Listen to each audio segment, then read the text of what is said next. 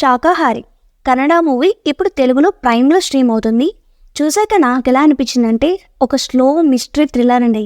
నాకైతే నచ్చేసింది. రఘు అండ్ గోపాల్ కృష్ణ గారి యాక్టింగ్ చాలా బాగుంది. ఆ థ్రిల్లర్ అండ్ ఆ మిస్టరీ చాలా బాగా చూపిస్తారు ఈ మూవీలో. ఫస్ట్లో కొంచెం స్లోగా ఉంటుంది, బట్ ఒక 10-15 మినిట్స్ తర్వాత ఇంకా స్టోరీ స్టార్ట్ అయ్యాక చాలా థ్రిల్లింగ్గా ఉంటుంది. ఇంకా డీటెయిల్డ్ రివ్యూలోకి వెళ్ళే ముందు ఒక చిన్న రిక్వెస్ట్, ఇప్పటివరకు నా ఛానల్ సబ్స్క్రైబ్ చేసుకోకపోతే సబ్స్క్రైబ్ చేసుకోవచ్చు కదా. ఇంకా స్టోరీ ఏంటంటే, సుబ్బన్న అనే ఒక 50 years ఓల్డ్ మ్యాన్ హ్యాపీగా హోటల్ని నడుపుకుంటూ ఉంటాడు. అయితే ఒక క్రిమినల్ పోలీస్ స్టేషన్ నుంచి తప్పించుకొని సుబ్బన్న హోటల్కి వచ్చి హెల్ప్ అడుగుతాడు.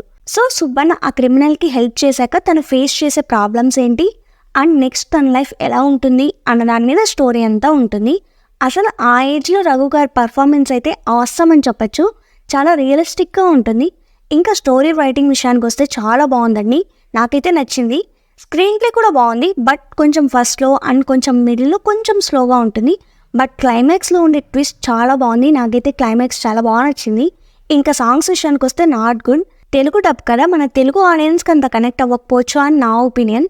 ఈ మూవీ ఫ్యామిలీతో చూడొచ్చా అంటే ఎస్ చూడొచ్చు, బట్ స్టార్టింగ్లో ఒకరిని నరికేది చూపిస్తారు. వైలెన్స్ ఇష్టం లేని వాళ్ళు దాన్ని స్కిప్ చేసి చూసేయండి. సో ఈ మూవీకి నేను ఇచ్చే రేటింగ్ 3.9 out of 5. ఇది నా ఒపీనియన్. ఒకవేళ మీకు చూస్తుంటే 10 రేటింగ్ ఇస్తారు కింద కామెంట్ చేయండి. నా రివ్యూస్ మీకు నచ్చినట్టయితే please like, share and subscribe to my channel. ఇంకా మీకు ఏ మూవీ రివ్యూస్ కావాలో కింద కామెంట్ చేయండి. Thanks for watching.